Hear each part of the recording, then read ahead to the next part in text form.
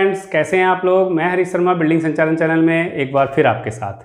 Friends, last video में हमने interview 1 करके बनाया था, HVAC का इंटरव्यू 1, तो उसमें 11-12 क्वेश्चन लिए थे। आज हम उससे आगे क्वेश्चन ले रहे हैं चाहूँगा। फ्रेंड्स, वीडियो को करते हैं स्टार्ट। आइए देखते हैं।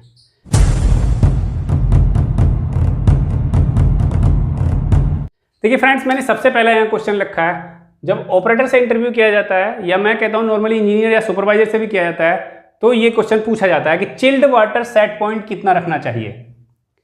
फ्रेंड्स, अक्सर ये क्वेश्चन पूछा जाता है जब भी ऑपरेटर का या सुपरवाइजर का इंटरव्यू लिया जाता है, तो आपसे पूछा ही जाएगा कि चिल्ड वाटर सेट पॉइंट कितना रखना चाहिए या कितना होता है। तो फ्रेंड्स, आप डायरेक्टली एकदम मत बताइए कि 45 डिग्री फ़ारेनहाइट या 60 डिग्री, ऐसा नहीं होता। चिल्ड वाटर का जो हम टेम्परेचर सेट करते हैं वो फ्रेंड्स 40 to 70 के बीच में करते हैं। कितना? 40 degree Fahrenheit to 70 degree Fahrenheit, इसके बीच में सेट करते हैं। और 40 से 70 के बीच एज पर रिक्वायरमेंट होता है, यानी कितनी रिक्वायरमेंट है हमारी फ्लोर पर, उसके अकॉर्डिंग हम सेट कर देते हैं। मान लीजिए टेम्परेचर हमारा मौसम हमारा ठंडा है, ज़्यादा गर्म नहीं है, तो हम 40 पर सेट नहीं कर सकते, उसको 45 पे सेट कर देंगे, 50 पे सेट कर देंगे, 55 पे सेट कर देंगे, जिससे हल्का सा फ्लो चलता रहे और हल्का सा टेम्परेचर उनको चाहिए ऊपर फ्लोर पे, जो फ्लोर को ठंडा करते रहे। ये चीज़ को चिल्ड वाटर बहुत कम ठंडा चाहिए, तो उस हिसाब से अकॉर्डिंग टू यूज या एज पर रिक्वायरमेंट हम इसको सेट करते हैं 40 से 70 के बीच में। ठीक है फ्रेंड्स, नेक्स्ट क्वेश्चन है FCU क्या है। क्वेश्चन नंबर 13 है, वो पूछता है FCU क्या होता है। फ्रेंड्स, ये फैन कॉइल यूनिट होती है जो नॉर्मली हमारी जो है सीलिंग में लगी होती है। फैन कॉइल यूनिट, यानी अब फैन लगा हुआ है, कॉइल लगी हुई है, तो सेम प्रोसेस तो उसका वही है, AHU की तरह यूज की जाती है। यानी कॉइल में चिल्ड वाटर जाएगा और वो हमें ठंडी हवा करके लगा देगा, लेकिन AHU से बहुत ज़्यादा छोटा होता है और ये नॉर्मली सीलिंग में लगा हुआ होता है। ठीक है फ्रेंड्स, नेक्स्ट है क्वेश्चन नंबर 14 TFA। TFA क्या है और क्यों यूज किया जाता है। फ्रेंड्स, TFA क्या है? ट्रीटेड फ्रेश एयर यूनिट, जिसको हम TFA कहते हैं, वो होता है। और इसको लगाने का रीज़न एक ही होता है फ्रेंड्स, अगर हम AC या HVAC प्लांट लगा लेते हैं और उसको फ्रेश एयर कहीं से नहीं देते हैं, तो उसमें क्या होता है फ्रेंड्स, सफोकेशन हो जाएगा अंदर। यानी जो हम अंदर, मान लीजिए हमारा ज़्यादा क्राउड है या भीड़ ज़्यादा है या बंदे ज़्यादा बैठे हुए फ्लोर पे, तो वो जो सांस छोड़ेंगे, कार्बन डाइऑक्साइड छोड़ेंगे, वो बाहर नहीं जा पाती है, क्योंकि नॉर्मली ग्लासेस लगे रहते हैं और हम डक्टिंग लगा के हम पूरा उसको कवर्ड करे रहते हैं, कहीं से भी एयर, फ्रेश एयर नहीं आती है, ना रिटर्न निकलती है। तो उसके लिए हमें TFE लगाने पड़ते हैं, ट्रीटेड फ्रेश यूनिट। यानी अब हम फ्रेश एयर तो अंदर दे रहे हैं और रिटर्न भी निकाल रहे हैं, लेकिन जो एयर दे रहे हैं वो ट्रीट होनी चाहिए, यानी डायरेक्ट हम बाहर से एयर ना दे दें जिसमें डस्ट ना जाए या कोई और चीज़ ना जाए, एलर्जेटिक ना हो, एयर क्वालिटी बढ़ जाए। उसके लिए हम ट्रीटेड करके एयर को अंदर देते हैं, चाहे वो कहीं भी देनी हो। मान लो TFA हम, जरूरी नहीं है HVAC प्लांट में ही लगाएं, TFA हम टॉयलेट वगैरह में देने के लिए भी, एयर को या वेंटिलेशन करने के लिए वहाँ भी ट्रीटेड फ्रेश एयर दे सकते हैं। ठीक है फ्रेंड्स, नेक्स्ट क्वेश्चन है चिलर प्लांट में कौन कौन सी सेफ्टी होती हैं। फ्रेंड्स, चिलर प्लांट में सेफ्टी कौन कौन सी होती है मैं आपको वो बताता हूं, लेकिन मैं उनके सेट पॉइंट अभी नहीं बताऊंगा, वो नेक्स्ट वीडियो में थोड़ा डिटेल में बताना पड़ेगा। ठीक है, तो चिलर प्लांट में कौन कौन सी सेफ्टी होती है। नंबर 1, देखिए चिलर प्लांट में नंबर 1 होती है हाई हेड प्रेशर, या हाई प्रेशर आप जिसको बोलते हो। हाई हेड प्रेशर का मतलब हो गया फ्रेंड्स कि जब प्रेशर हाई जाए तो उस कंडीशन में हमारा सिस्टम फेल ना हो, उसके लिए हाई हेड प्रेशर लगी होती है। लो हेड प्रेशर लगी हुई होती है, 2 हो गई। तीसरी होती है रिलीफ वाल्व, मींस अगर प्रेशर किसी वजह से ज़्यादा हो जाता है तो हमारा रिलीफ वाल्व खुल जाए और वहाँ से प्रेशर रिलीज हो जाए, सो दैट हमारा सिस्टम ना बर्न हो या ना खराब हो। ठीक है, हाई हेड प्रेशर, लो हेड प्रेशर, रिलीफ वाल्व, और फ्रेंड्स चौथी होती है एंटी फ्रीज। ठीक है, डिफरेंशियल ऑयल प्रेशर 5वीं होती है। इस प्रकार से 5 से 6 इसमें सेफ्टी होती हैं जो इस प्लांट को सेफली रन कराती हैं। ठीक है फ्रेंड्स, नेक्स्ट क्वेश्चन है थर्मोस्टेट क्या होता है। फ्रेंड्स, नॉर्मली पूछते हैं थर्मोस्टेट क्या होता है, तो आपको इसमें बताना है कि थर्मोस्टेट, सर थर्मोस्टेट एक सेंसर की तरह काम करता है। यानी थर्मोस्टेट को हम फ्लोर पर लगा देते हैं, जहाँ कहीं की भी हमें एयर टेम्परेचर मेंटेन करना होता है, तो वहाँ वो एयर का टेम्परेचर सेंस करके और वो NO या NC की कमांड दे देता है कि जितने पे हम टेम्परेचर सेट कर देंगे वो उतने पे, मान लीजिए हमने 23 डिग्री पे सेंस कर दिया, तो जैसे ही 23 डिग्री और 25 डिग्री, या आप कहिए 20 डिग्री और 23 डिग्री सेट कर दिया, तो जैसे ही 20 डिग्री टेम्परेचर हो जाएगा तो वो हमारे जो चिलर मोटराइज वाल्व लगा हुआ है उसको कमांड दे देगा और मोटराइज वाल्व उसको बंद कर देगा लाइन को, चिलर वाटर को, या रेगुलेट कर देगा। तो हम थर्मोस्टेट की सहायता से AHU में चिल्ड वाटर को रेगुलेट करने का काम करते हैं। ठीक है फ्रेंड्स। नेक्स्ट है फायर डैम्पर क्या होते हैं। फ्रेंड्स ये बहुत जरूरी है, फायर डैम्पर क्या होते हैं, कहाँ होते हैं और क्यों यूज किए जाते हैं। फ्रेंड्स HVAC प्लांट जब भी लगाया जाता है तो बड़ा फ्लोर में जब भी HVAC का काम होता है तो डक्टिंग का काम होता है, जैसे हमें एयर को वहाँ ले जाए, ठंडी एयर को ले जाना होता है और रिटर्न एयर को वापस लाना होता है। तो जब हम डैम्पर लगाते हैं तो फ्रेंड्स होता क्या है, बहुत सारे केबन होते हैं, बहुत सारे एरिया बांट दिए जाते हैं अलग अलग।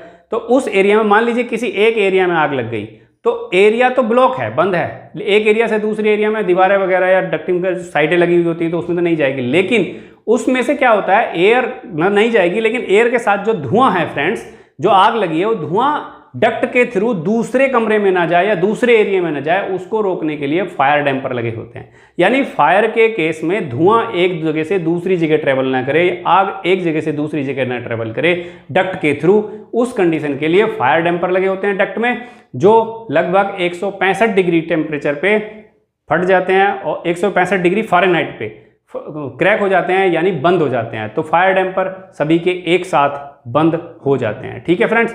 और इसको फिर हम मैनुअली ही खोलेंगे, हम इसको ऑटोमेटिकली नहीं खोल पाते। ठीक है।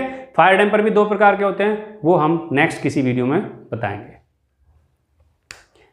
फ्रेंड्स क्वेश्चन नंबर 18, HVAC में अप्रोच क्या होती है। फ्रेंड्स नॉर्मली मैंने देखा है कि आज तक मुझे भी 15-20 साल का एक्सपीरियंस लगभग हो गया है बिल्डिंग में और HVAC और ये सब चीज़ें मैं देखते हुए, तो 15 साल के एक्सपीरियंस में मैंने कभी ये तो बहुत सारे क्वेश्चन मैंने अटेम्प्ट किए हैं कि भाई चिलर अप्रोच क्या होती है, चिलर की अप्रोच क्या होती है, लेकिन मैंने अक्सर देखा है फ्रेंड्स चिलर में, अगर आप चिलर प्लांट की बात कर रहे हो तो चिलर प्लांट में देखो 3 चीज़ें मेनली आती हैं, कूलिंग टावर, इवेपोरेटर और कंडेंसर, और तीनों में ही अप्रोच होती है और ये चीज़ नॉर्मली नहीं जानता। अब उसने पूछा चिलर प्लांट की अप्रोच कितनी होती है, तो फ्रेंड्स हम क्या कर लेते हैं कि भाई 2 डिग्री 3 डिग्री बता देते हैं कि भाई लेस दैन 4 डिग्री होनी चाहिए, लेस दैन 3 डिग्री होनी चाहिए, ऐसे करके हम बता देते हैं। लेकिन अब मान लीजिए आपसे इंटरव्यूअर ने क्वेश्चन किया कि चिलर प्लांट की अप्रोच कौन सी होती है और आपने उसको रिटर्न क्वेश्चन कर दिया कि सर चिलर प्लांट में कौन सी अप्रोच की आप बात करते हो, तो वो नहीं, आपको मेरी गारंटी है कि 90% लोग या इंटरव्यूअर नहीं बता पाएंगे आपको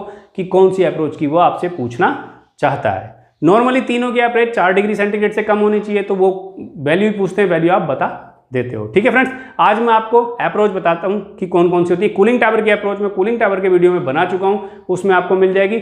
आज मैं बताता हूं चिलर प्लांट में 2 अप्रोच होती हैं, एक कंडेंसर की अप्रोच और एक होती है इवेपोरेटर में अप्रोच। ठीक है फ्रेंड्स। कंडेंसर और इवेपोरेटर चिलर प्लांट जो होता है उसमें ही सबसे नीचे लगे होते हैं और दोनों की पहचान क्या है, सबसे अच्छी पहचान यह है कि जो इवेपोरेटर होगा, इवेपोरेटर इंसुलेटेड होता है, यानी उस पर आप किसी प्रकार का इंसुलेशन, ब्लैक कलर का इंसुलेशन होता है, वो ब्लैक कलर का इंसुलेशन उस पर चढ़ा हुआ होगा, मींस वो इवेपोरेटर है। और दूसरा जिस पे इंसुलेशन नहीं होता वो कंडेंसर है। ठीक है। चिलर प्लांट में सबसे नीचे 2 बड़ी बड़ी ट्यूब या सेल बोलते हैं वही लगे होते हैं, एक उनमें से इवेपोरेटर और एक कंडेंसर होता है। तो दोनों में ही अप्रोच होती है। कैसे होती है आइए मैं बताता हूँ। फ्रेंड्स देखिए मैंने 2 चीज़ें यहाँ बनाई हुई हैं, नंबर 1 कंडेंसर और नंबर 2 इवेपोरेटर। तो हम नॉर्मली क्या करते हैं फ्रेंड्स, अप्रोच हम ऐसे याद नहीं रख सकते। अगर मैं आपको बता दूं कि कंडेंसर की अप्रोच जो होती है, यानी चिलर प्लांट की अप्रोच जो होती है, कंडेंसर आउट वाटर टेम्परेचर और रेफ्रिजरेंट आउट या लिक्विड रेफ्रिजरेंट आउट टेम्परेचर का डिफरेंस होती है, तो आप इसे याद नहीं रख सकते। लेकिन मैंने ये इसीलिए चित्र बना करके बताई है और आप इसके थ्रू इजीली याद कर सकते हैं और जब कभी भी ऐसी दिक्कत वो हो तो आप इजीली बता भी सकते हैं। ठीक है फ्रेंड्स। देखिए कंडेंसर आप जानते हो, कंडेंसर एक ट्यूब की तरह होता है, एक सेल की तरह होता है। इसके अंदर क्या होता है आपको वो भी जानने की जरूरत नहीं है, वो लेटर ऑन बात करेंगे। तो इसमें क्या है फ्रेंड्स, देखिए कंडेंसर में 2 चीजें चलती हैं। कंडेंसर में क्या है, एक तो कूलिंग टावर से पानी आके इन और आउट होता है, ठीक है, दूसरा रेफ्रिजरेंट उसके अंदर जाता है। तो कंडेंसर और इवेपोरेटर दोनों में ही एक चीज कॉमन होती है, रेफ्रिजरेंट। रेफ्रिजरेंट कंडेंसर में ठंडा होने जाता है और इवेपोरेटर में जो चिल्ड वाटर हमें ऊपर सप्लाई करना है उसको ठंडा करने के लिए जाता है। ठीक है। तो मींस आप ये कह सकते हो कि जो रेफ्रिजरेंट है या जो गैस है जो रेफ्रिजरेंट उसमें चल रहा है वो कंडेंसर में ठंडा होने जाता है और इवेपोरेटर में गर्म होने जाता है। सीधी सी बात है। ठीक है। तो 2 चीजें, एक चीज कॉमन होती है दोनों में। कंडेंसर में क्या होता है फ्रेंड्स, ये देखिए कूलिंग टावर से पानी इन आता है, ठीक है, और आउट जाता है। तो कूलिंग टावर का पानी जो आउट जाता है, जो कूलिंग टावर का पानी कंडेंसर में से होकर जाता है वो आउट, तो हम यहाँ कूलिंग टावर आउट वाटर नहीं बोल सकते, हम यहाँ बोलेंगे कंडेंसर आउट वाटर टेम्परेचर। तो कंडेंसर आउट वाटर टेम्परेचर मैंने यहाँ T1 नोट किया हुआ है, जिसके लिए यहाँ पर प्रेशर टेम्परेचर मीटर लगा रहता है जो वहां टेम्परेचर चेक कर लेता है। ठीक है, दूसरी चीज, अब इसमें क्या है, रेफ्रिजरेंट जाता है। ठीक है, एक साइड से कंडेंसर में रेफ्रिजरेंट जाता है और रेफ्रिजरेंट आउट होता है। तो जो रेफ्रिजरेंट जाता है वो कंप्रेसर के जस्ट बाद से जाता है, तो वो रेफ्रिजरेंट बहुत ज्यादा गर्म होता है, उसको ठंडा करने के लिए। और रेफ्रिजरेंट उस समय क्या है, वेपर के फॉर्म में होता है, यानी वायु जैसे फॉर्म में होता है, वेपर के फॉर्म में। तो वो क्या है, यहाँ ठंडा होने के लिए जाता है, क्योंकि कूलिंग टावर से पानी ठंडा होकर आता है, तो इसके संपर्क में जाने के बाद वो ठंडा हो जाता है। ठंडा होने के बाद इसमें सैचुरेट टेम्परेचर होता है एक, यानी सैचुरेशन की जब स्थिति आती है, तो सैचुरेशन की स्थिति फ्रेंड्स क्या होती है, जब भी वेपर, जो भी किसी चीज का वेपर या भाप है, वो जैसे ही कंडेंस होके लिक्विड फॉर्म में बदलना शुरू होती है, उसको हम बोलते हैं सैचुरेशन कंडीशन। ठीक है, तो उस कंडीशन में जो टेम्परेचर होगा उसका डिफरेंस होता है कायदे में। तो लेकिन हम सैचुरेशन का डिफरेंस का सैचुरेशन रेफ्रिजरेंट का टेम्परेचर नोट नहीं कर सकते, क्योंकि वो अंदर हो जाता है। तो हम जो यहां से लिक्विड निकलता है, जो रेफ्रिजरेंट है फ्रेंड्स, इधर से भाप के फॉर्म में गया और इधर से वो लिक्विड के फॉर्म में निकलेगा।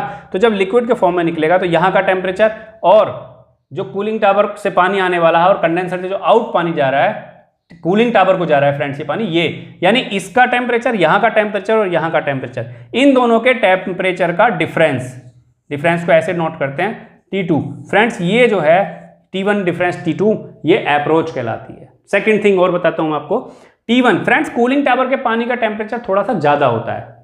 ठीक है, तो जो यहां से निकलेगा, यहां ये थोड़ा ठंडा होगा और ठंडा होने के बाद ये इधर गर्म होकर निकलेगा, हल्का सा थोड़ा गर्म हो जाएगा, 3-4 डिग्री का डिफरेंस आ जाएगा, 5 डिग्री का डिफरेंस आ जाएगा।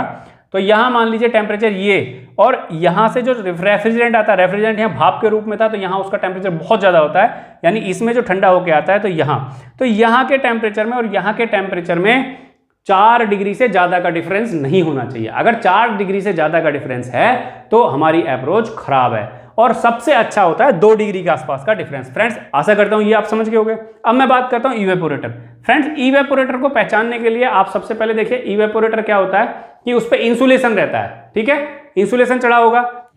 इसमें क्या है, नीचे मैंने चिल्ड वाटर दिखाया, ऊपर रेफ्रिजरेंट दिखाया। तो जो हमारा AHU से पानी आता है, मान लीजिए AHU से पानी ये आ रहा है, चिल्ड वाटर इन है, और यहां से ये अंदर गया और यहां से अंदर जाके यहां से आउट हो रहा है, तो चिल्ड वाटर का जो पानी आएगा वो यहां ठंडा हो जाएगा। क्यों? क्योंकि जो रेफ्रिजरेंट है, जो कंडेंसर से ठंडी होकर रेफ्रिजरेंट आई है, या इवेपोरेशन, जो हमारी जो गैस थी, वो गैस जो है एक्सपेंशन वाल के बाद बहुत ज़्यादा ठंडी हो जाती है, तो वो इसमें इन आई है। तो ये इन टेम्परेचर यहाँ से निकल के आउट होगा, और ऐसे ही AHU से आने वाला पानी यहाँ से आके आउट होगा। तो फ्रेंड्स जो रेफ्रिजरेंट का आउट का टेम्परेचर है, यानी यहाँ से आउट रेफ्रिजरेंट टेम्परेचर, ठीक है, और यहाँ चिल्ड वाटर जो आया है उसका आउट टेम्परेचर, इन दोनों का डिफरेंस जो होता है वो क्या होता है, अप्रोच होता है। देखिए T1 डिफरेंस T2। फ्रेंड्स मैं डिफरेंस ये T2 इसलिए लिख रहा हूं क्योंकि यहाँ क्या है, देखिए ये रेफ्रिजरेंट है, तो रेफ्रिजरेंट का टेम्परेचर T1 टेम्परेचर थोड़ा कम होगा, और यहाँ ये जो चिल्ड वाटर है इसका टेम्परेचर थोड़ा ज़्यादा होगा, और इसमें लगभग 2 से 3 डिग्री का डिफरेंस मिलता है। यानी T2 ज़्यादा होता है, T1 ज़्यादा होता है, तो जोन सा ज़्यादा होगा आप उसमें से घटा लोगे। ठीक है, तो अप्रोच तो 4 डिग्री सेंटीग्रेड से कम अच्छी होती है, और सबसे बढ़िया होती है 2 डिग्री सेंटीग्रेड। लेकिन होती क्या है, ये आशा करता हूँ आप यहाँ समझ गए होगे। एक होगी कंडेंसर की अप्रोच, एक होगी इवेपोरेटर की अप्रोच, और तीसरी हो गई कूलिंग टावर की अप्रोच। 3 अप्रोच होती हैं चिलर प्लांट में। ठीक है फ्रेंड्स, आज के लिए इतना ही। आपको मेरी वीडियो पसंद आई हो तो लाइक करें, शेयर करें, और मेरे चैनल को सब्सक्राइब करना ना भूलें। Thank you friends.